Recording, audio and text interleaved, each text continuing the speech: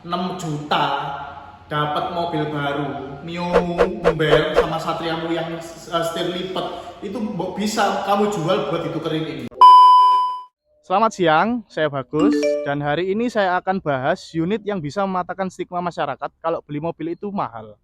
Untuk teman-teman yang gajinya UMR harus simak sampai habis karena akan saya bahas di akhir video untuk budgetnya dari bensin, servis, pajak, dan yang pasti cicilan serta harga gasnya. Simak sampai habis ya.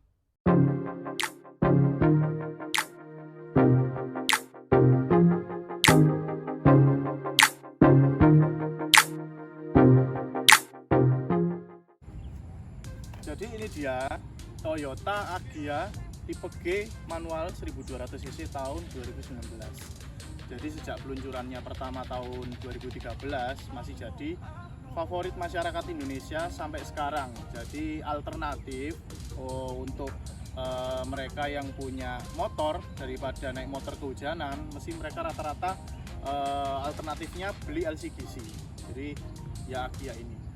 Jadi ada kompetitornya juga seperti Ayla, Datsun, dan seperti Karimun Wagon dan Brio. Jadi seperti itu. Untuk data dari Gaikindo sendiri pada tahun 2019 TAM mampu menjual sekitar 25.000 unit. Itu pada tahun 2019. Jadi seperti itu. Kita langsung ke desain grillnya. Di sebelah sini ini ada logo Garuda, guys. Jadi ini banyak yang setelah beli diganti sama logo Lexus. Jadi biar kelihatan 100 juta tapi rasa 1 miliar hanya dengan mengganti logonya saja. Jadi seperti itu. Untuk desain grillnya sendiri dia sudah ada chrome, dan di sebelah bawah sini ini desain bawahnya. Ini seperti itu. Jadi banyak lubang-lubang di sini untuk membantu radiator untuk sirkulasi ke mesin. Jadi ketika kalian jalan, otomatis angin masuk ke bawah sini untuk bantu radiator. Jadi mesinnya tidak terlalu panas. Desainnya seperti itu. Jadi untuk ke headlampnya dia pakai proyektor, tapi masih warna kuning. Dan untuk lampu dimnya sendiri dia pakai halogen biasa. Ini hanya khusus lampu dim ya. Dan untuk desain lampu sennya ada di bawah sebelah sini. Jadi seperti itu. Dan ini sudah ada fog lampnya. Seperti itu. Dan kita langsung ke mesinnya aja. Jadi Agya ini sendiri dia pakai mesin DOHC Dual VVT-i, kapasitasnya 1200 cc 4 silinder. Jadi untuk tenaganya sendiri diangkat 88 di RPM 6000, dan untuk torsinya diangkat sekitar 110 Nm di RPM 4200. Jadi menurut saya sangat cukup dan sangat irit untuk bopong mobil dengan bobot sekitar 750 kg. Jadi seperti itu. Dan di Agya ini sendiri dia sudah ada peredam kap mesinnya. Jadi seperti itu. Kita langsung ke bagian samping. Kita masuk bagian samping. Jadi kita lihat dari yang atas ini, dia antenanya masih pakai anten jadul, guys. Jadi belum pakai shark fin antena seperti tahun 2021-an ke atas kalau nggak salah ya. Jadi seperti itu. Untuk talang airnya ya ini sebenarnya opsional, cuman setahu saya Toyota selalu kasih bonus talang air setiap pembelian unit. Jadi seperti itu. Untuk kaca filmnya dia pakai 60%, dan di bagian spionnya dia sudah electric mirror tapi belum retract, tapi dia sudah ada lampu sen di sebelah sini. Jadi seperti itu. Untuk di sebelah sini dia sudah ada logo Dual VVT-i. Untuk door handle-nya sendiri dia masih pakai model seperti Avanza yang tahun-tahun lama. Jadi masih belum seperti model Calya itu, guys. Yang model masa kini kan seperti itu. Dan di sebelah sini ada kunci. Ini kunci ini masih benar-benar jadul banget kayak tahun 90-an. Jadi seperti itu. Yang nilai plusnya ada pemanis di sebelah sini. Ini set molding, tapi dia sudah pakai chrome. Jadi dia sudah nggak pakai set molding sewarna body. Jadi seperti itu. Untuk kita lanjut ke bagian bawah, velgnya ini dia pakai desain dual tone dengan ukuran ring 14, ukuran bannya 175/65. Untuk yang bagian belakang sendiri dia masih pakai tromol, tapi yang depan sudah pakai cakram dengan 4 baut. Jadi seperti itu. Lanjut kita ke bagian belakang. Kita masuk ke bagian bagasi. Sik burung tak pencet goblok.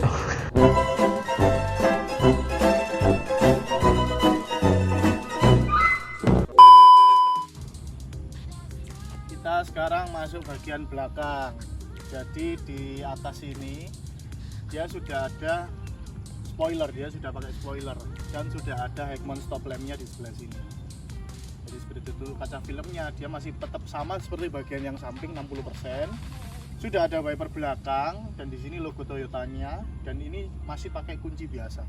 Jadi kalau bisa dipakai buka pakai kunci, dan bisa juga dibuka dari bagian pengemudi. Jadi seperti itu. Untuk lampu remnya sendiri dia sudah pakai LED, dan di sini desain sennya sama lampu rem. Jadi seperti itu. Ini logo Agya-nya di sebelah sini 1,2 tipe G, dan ini logo Astra Toyota di sebelah sini. Jadi seperti itu. Dan di bagian bawah ini sudah ada sensor parking.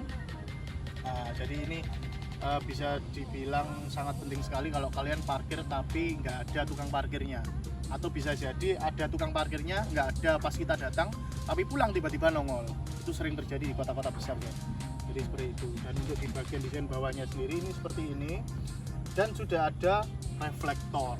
Jadi ini kalau ketika kalian jalan di gelap, ketika mobil ini dari belakang atau kalian lupa nyalakan lampu, dia akan memantulkan cahaya dari mobil di belakang kalian. Jadi meskipun kalian kelupaan nyalakan lampu utama, lampu di sebelah sini, dia tetap memantulkan cahaya dari mobil yang di belakang. Jadi seperti itu. Kita masuk di bagian interior. Oke bro, kita sekarang masuk di bagian interior. Jadi untuk desain door trimnya seperti ini. Jadi ini dia hampir sama dengan desain jok fabric, dan untuk door trimnya ini plastik. Nggak mungkin ya pakai beton. Jadi seperti itu. Untuk door handle-nya dia sudah pakai garnish chrome. Jadi seperti itu. Di sini ada central lock. Jadi dia masih belum pakai tombol. Central lock-nya sebelah sini. Jadi seperti itu. Untuk power window-nya di sebelah sini. Dan untuk yang auto hanya sisi driver aja, tapi auto down, dia belum auto up. Dan di sebelah sini ada pengunci jendela. Ini untuk semua jendela kecuali sisi driver. Jadi seperti itu. Dan di sebelah sini ada speaker. Dan untuk kabel holdernya di door trim sudah ada satu di sebelah sini. Jadi seperti itu. Kita masuk. Untuk saya yang ukuran 168 cm ini nggak terlalu kecil, tapi cukup. Dan untuk kira-kira kalau buat cewek masih lumayan cukup lah, nggak terlalu sempit dan nggak terlalu luas juga. Jadi seperti itu. Dan untuk di sisi audionya sendiri dia sudah ada audio switch control. Untuk tombol wipernya sebelah sini, sennya sebelah sini. Untuk AC-nya dia sudah ada sisi chrome di samping-sampingnya seperti ini, di tepiannya. Jadi seperti itu. Kalau untuk nutupnya tutupan biasa ya, jadi nggak pakai kayak tombol yang biasa buat nutup AC kayak gitu. Dia cuma knob biasa. Dan untuk di sebelah sini ini untuk pengaturan electric mirror. Ini nggak syutingan ya, cok lali ya. Aneh. Jadi untuk yang ini bisa diatur yang sebelah kanan dan yang sebelah kiri. Jadi seperti itu. Untuk head unitnya ini kalau nggak salah ukurannya sekitar 7 inch bro. Jadi ini sudah double din dan support Bluetooth, aux in, USB dan DVD. Tapi masih belum touchscreen. Jadi seperti itu. Ini desain ya cukup lah untuk ukuran RTGC, nggak terlalu norak lah ya. Jadi seperti itu. Untuk AC-nya sebelah sini, di sini ada hazard, dan di bawah sini ini banyak yang nggak tahu bro. Jadi ini kalau ketika kalian di pegunungan ini bisa diposisikan jadi udara itu bisa masuk ke dalam kabin. Tapi minusnya bau-bau dari luar akan masuk ke dalam kabin. Tapi ketika kalian geser ke sebelah kiri, dia akan menutup sirkulasi udara dari luar mobil. Jadi seperti itu. Untuk di bagian bawah ini sudah ada power socketnya dan ada laci ya, mungkin buat raitnya di sebelah sini. Kanan kiri juga sudah ada ya. Jadi untuk lacinya. Tapi iki loh, ini kok bolong ya? Kok nggak ada isinya? Mungkin kalau dibuat laci tambahan atau box ini mungkin masih bisa berguna ya daripada bolong kayak gini. Jadi ada cup holder 2 di sebelah samping sini, dan sebelah sini juga. Untuk yang tahun baru kalau nggak salah mungkin ada yang terbaru ya, ada armrest konsol box di sebelah sini. Jadi seperti itu. Dia sudah dual airbag. Terus di sini ada lacinya kecil, isinya buku servis. Ya cukup lah. Jadi seperti itu untuk sisi interior bagian pengemudi dan penumpang depan. Seperti itu. Lampu kabinnya ya biasa masih warna kuning. Untuk ini sun visornya saya kira itu cukup ya untuk bagian depan. Kita lanjut ke bagian belakang. Kita masuk di baris kedua. Kalau dilihat dari luar kelihatannya kecil, tapi bisa teman-teman lihat ini tanpa saya majukan kursi yang di bagian depan masih luas guys. Jadi masih bisa selonjoran. Ini saya 168 cm, nggak perlu saya sebutkan bahwa di sebenarnya. Di sini sudah ada saku-saku di sebelah sini. Dan untuk headrestnya sudah ada 3 di sebelah sini. Ada seat belt 3 titik juga di sebelah sini. Dan di bagian belakang ini sudah ada isofix. Jadi kalau teman-teman misalkan punya bayi mau ditentelkan di sebelah sini bisa, jadi pakai kursi bayi. Jadi seperti itu guys. Di sini ini sudah ada pegangan tangan dari hal-hal yang tidak diinginkan. Jadi kalau kamu menyimpan harapan bisa pegangan ini. Jadi seperti itu. Kita langsung masuk aja ya di bagian bagasi ya. Jadi kita masuk ke bagian bagasi. Kayak mobil jadul ya, kita buka kayak gini. Jadi sebenarnya mobil ini dari luar kelihatan kecil, tapi ketika kita buka dalamnya ya lumayan luas dan comfortable ya, bahasanya seperti itu. Jadi untuk bagasinya luasnya seperti ini, kurang lebih untuk panjangnya ini sekitar 51 cm, lebarnya 95 cm, dan tingginya sekitar 87 cm. Jadi kalau teman-teman yang pasutri baru pulang dari pasar membawa 5 galon itu masih cukup. Atau kalau luar kota bisa koper banyak di sebelah sini. Kalau kurang banyak tinggal dilipat aja joknya. Di sebelah sini, tuasnya di samping-samping ini kanan dan kiri. Tinggal dilipat aja ke depan. Jadi seperti itu. Atau kalau misalkan teman-teman lagi renovasi rumah, mobil ini bisa dibuat bawa batako. Wow, konsepnya. Perusahaan nih. Jadi untuk di sebelah bawah ini tempatnya ban servis dan toolkit. Jadi seperti itu. Oke, sekarang sudah semua. Sekarang kita coba test drive mobilnya. Jadi seperti itu. Kira-kira rasanya kayak apa? Jadi ini kita coba Agya kalau jalan di jalanan. Ini kalau misalkan dia jalan di kota-kota ini konsumsi BBM-nya itu sekitar 1:16-an. Itu kalau di dalam kota. Kalau luar kota sih perkiraan saya ya biasanya rata-rata sekitar 1:18. Itu untuk ukuran LCGC dengan bensin Pertamax. Jadi kalau bisa kalian wajib isinya Pertamax dulu. Jadi seperti itu. Untuk di seat beltnya sendiri, dia kalau kamu lupa pasang seat belt, nah dia akan bunyi tutut-tutut. Nah jadi seperti itu. Terus di bagian sisi central lock ini dia kalau kamu misalkan jalan di kecepatan 20 km per jam, dia langsung otomatis kunci. Ketika kamu misalkan lupa kunci, dia otomatis terkunci sendiri. Jadi seperti itu. Untuk peminatnya Agya ini sendiri sih kalangannya itu biasanya di pasutri baru menikah yang dulu masih pakai motor, terus akhirnya untuk pengen punya mobil ya mobil pertamanya biasanya rata-rata LCGC. Jadi seperti itu peminatnya dari Agya itu sendiri, dari LCGC ya guys.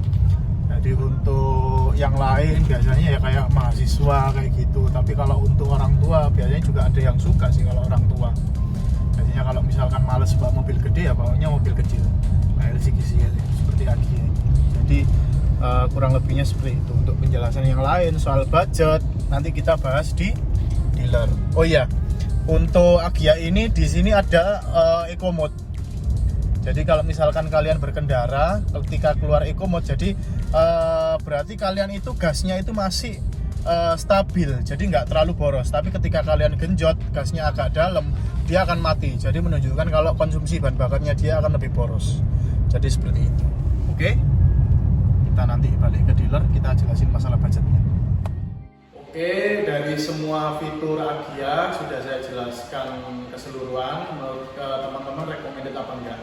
Jadi sekarang waktunya bahas soal budget. Ini pasti bagian yang kalian perlu tunggu. Jadi kalian hanya perlu simak dari harga cashnya sendiri untuk pasaran di wilayah Surabaya dan Jawa Timur. Agia 2019 tipe G manual ini di angka sekitar 127 sampai 130 jutaan. Dan kebetulan stok yang kita review tadi kita buka di harga 124 juta. Itu untuk harga cashnya. Jadi seperti itu. Dan kalau kalian ngincer mobil ini tapi gak punya duit cash banyak, ini saya kasih alternatif. Ini contoh dari stok yang kita punya aja bro. Jadi kalau di luar sana banyak penawaran DP bermacam-macam tergantung kerjasama showroom dan banknya. Tapi ini saya kasih contoh di stoknya kita. Kebetulan kita buka harga DP-nya itu di angka 6 juta.